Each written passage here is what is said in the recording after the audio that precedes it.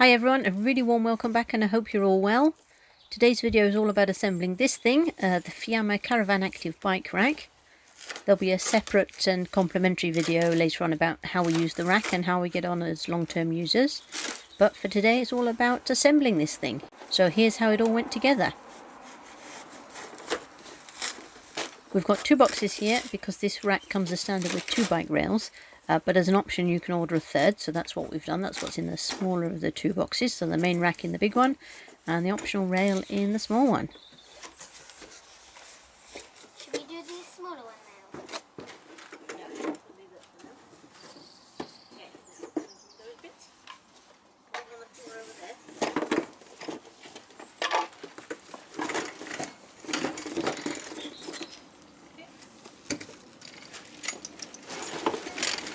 Something fell off. Okay. Spring fell off.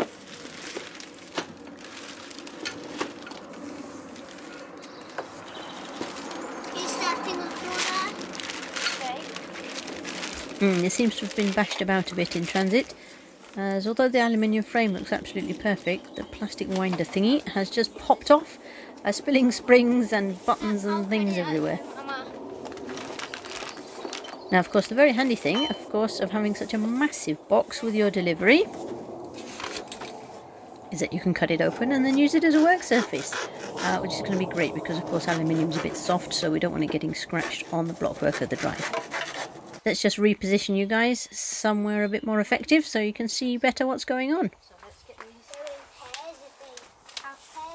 So I've just laid the lower section of the main part of the carrier onto the A-frame itself so we can see first of all whether it looks like it fits and then roughly where we might position it. So some people like to drill through their A-frame cover and put their carrier on, but I'm not going to do that. We're going to take our plastic covering off and then strap the carrier directly to the A-frame itself because I think that's much more secure, and besides which I don't want to be drilling giant holes in my A-frame cover.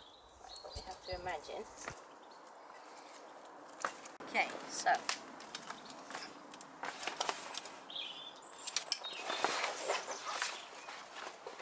Just come forward a bit. yes, so now what I want you to do is go underneath and hold this as strongly as you can, and shiny a bit. That's it, hold this bar, this one. This one? That's it, so that one with one hand and this one on that one. No, uncross your hands, that's it. Right, and I'll do the same from this side. Okay, hold them where they are, especially your right hand, hold it firm down onto the caravan.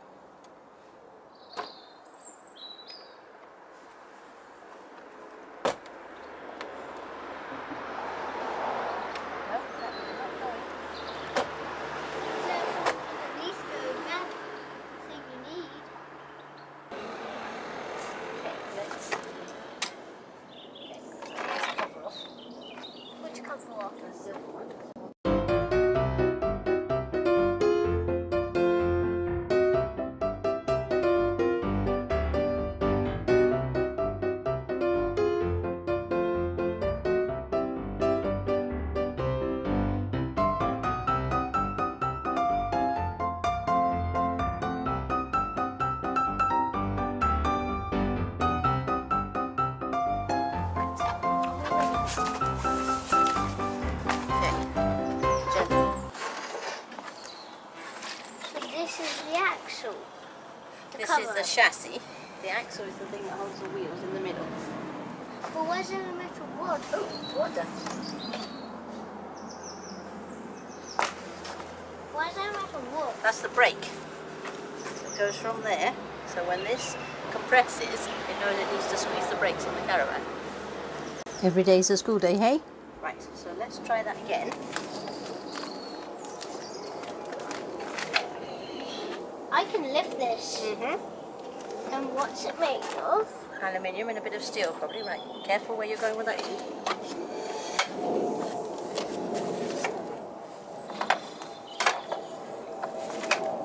The question is, how far forward will it go?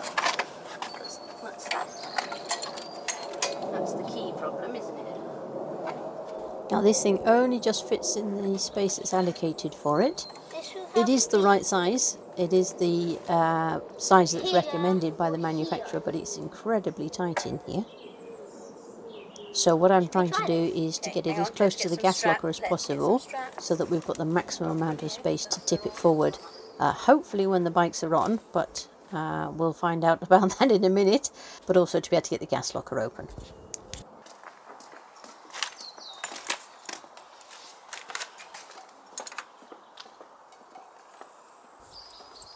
So I've used a few webbing straps here to temporarily strap it down to try and help me get the position right. So I'm taking my time here just to get this absolutely right, because it's so tight. I've got very little tolerance on the front or the back. I've got to be really careful to get it in the right position, and just, believe it or not, I'm going to double check the manual. And of course it's a little bit tricky to get it to tip forward without the thing actually being strapped down to the A-frame, because everything's bending in all sorts of directions. So it makes it a bit tricky to get it exactly measured and marked out. Okay. So all this strapping and testing was necessary because I was really nervous that it didn't actually fit properly, and I didn't want to open any of the packets of the fixings in case I had to return it. So for most people you won't need to do this, because if your A-frame's much longer then it'll be much more obvious that it will fit. But here I wanted to check it out with these webbing straps, and now I've assured myself that I can both get the thing to tip and to get the gas locker open. Then I can fit the U-bolts that go around the chassis and hold the frame onto the chassis itself. Of course you never drill the chassis itself, it just clamps into place. So they're quite large, they're U-shaped bolts, squared edges, and they fit under the chassis and come up through the holes in the frame itself, and then you just bolt them down using the nylock nuts that are supplied and secure them into position to hold the frame absolutely solid. But as I said, those fixings were in a sealed bag, so I wanted to make sure the rack itself was fine on the front here before I went ahead and opened them. So now I can just install those, and then we can get on with the rest of the assembly. So the next bit is just to install this vertical rack bar. I've moved you slightly out of the way so that it's a bit easier for me to move around. Hopefully you can just about see though. This is quite an easy procedure. It's just a matter of putting the pieces together and then slotting it all in using the nuts and the bolts and tightening it all up together. Okay, so do you want to slot it in? Yeah. Okay, go ahead.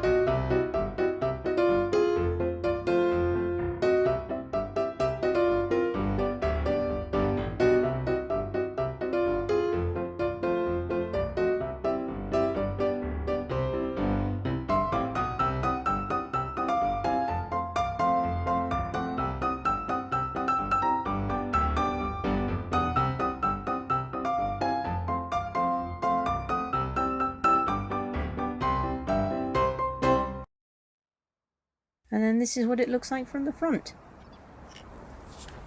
And here's the slightly dodgy cover I showed you. So this had clearly been bashed in transit. It didn't look broken, but it wasn't staying on properly. And of course, as soon as I took it out of the box earlier, it popped open and the spring came open and so on. I've just given the supplier a call and they're going to send a new one though, so that's easily sorted. We're away in a couple of days' time, so I've just put a bit of duct tape around that clip for now, because it's just about holding, but I'm sure as soon as we go over a pothole it's going to pop off. And of course it's holding the red release button on the top and the spring inside, and I certainly do not want to be losing those two things. So duct tape to the rescue. Unfortunately I don't have any black. So let's just pop these bike support arms into place. There's two supplied, one for the middle bike and one for the far bike, and you're supposed to strap the one that's closest to the caravan to the back aluminium tubing itself, so it doesn't get its own arm. So these arms are very simple to put together. You just undo the big screw connector, pop it over the frame. There are actually a couple of rubber spacers supplied in here which go around the frame first to protect the frame so you don't end up squashing it. And these arms are universal across Fiamma products, I think. So you need one of the spacers for some tube sizes and two of the spacers for others. So just pick the most appropriate one for the bit of the tube that you're putting it on. It needs to be a snug fit, but obviously not impossible, and require huge force to get that thumb wheel to tighten up properly. So the heads themselves, which hold the bikes, swivel around to enable you to get the optimal angle. And then they're all rubberized around the grip surface, so the sort of cup that you put the bike in, as well as the strap itself. So it's all rubberized internally to help protect the frames. So then you just loosen up the thumb screw a bit if you want to slide the arm around the frame itself. So next job is to fit the third rail, and thankfully it just pops in the middle here. So third rail looks exactly like all of the others. So there's a couple of clear plastic bungs within the tubing itself. So you just pop those out, put a bolt down through the hole itself, and then a nut from the bottom. Leave it fairly loose because these Fiamma trays, the same as normal, have a track in the bottom, a bit like a T-track in a roof rack. So you just leave the bolt slightly proud, slide the track on, and then tighten it all up when you've got it in the correct position.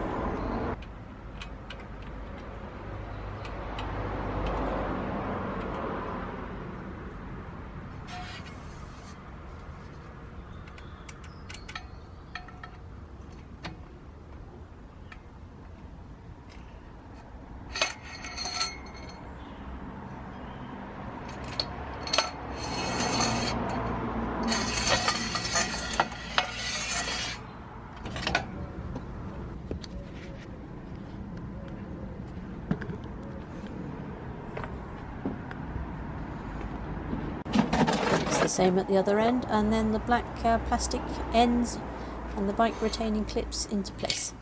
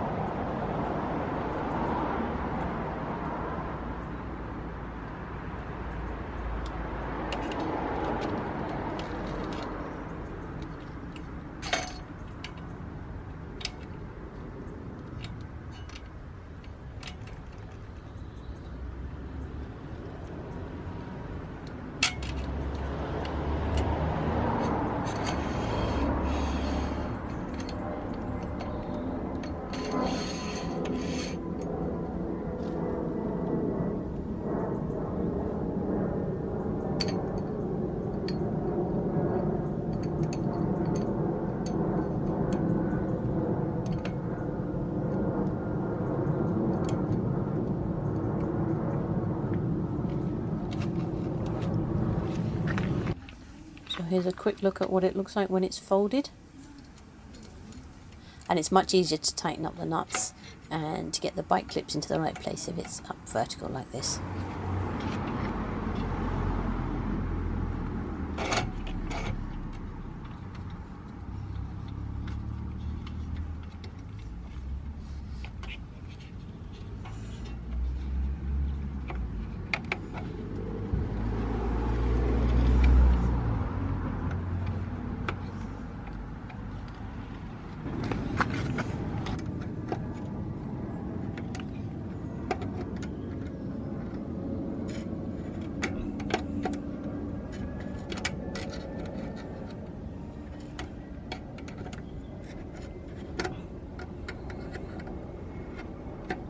Back.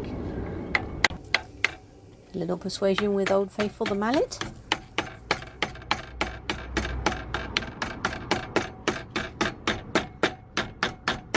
Okay, it's got that end on. Can I please put that cap on? Yes, so that goes on there. That's it. And then no, it just pushes. Do you want to give it a gentle tap with that? Just put it. That's it. Move your fingers. Hit a bit harder. Okay, a little bit more just to make sure it's on. Perfect. Now, Mummy? yes? These caps are too big. They're for bigger boats. Okay, let's have a look. It is this size boat. Okay, that's probably for these ones then. Okay, so black one's over there. So that's why we have 12 then. Because no, we need 16 of them. Perhaps there are some big ones and some small ones. Let's have a look.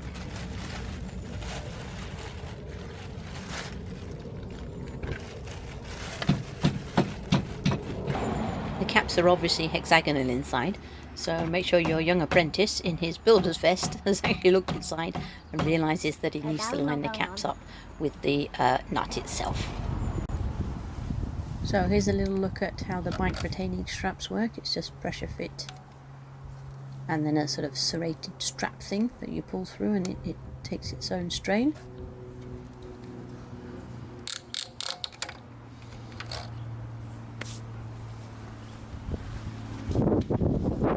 And the quick release button on the back, you pull that to open the locking mechanism, and also at the same time you have to press down the webbing strap release in the centre and keep that held down to control the bike rack itself. That will only tip as long as you're holding the button down.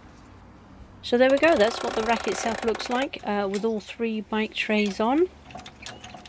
We went for this one because it seemed to be the simplest, easiest to use, lightest weight design, and also it was quite low, so it wasn't going to block the front window, so I was a bit worried that would be a problem. So I hope watching us assemble it was useful, and as I said, I'll come back in the future and report on how we found it as a long-term user of the rack and how we've got on. But for today, thanks for watching and bye for now.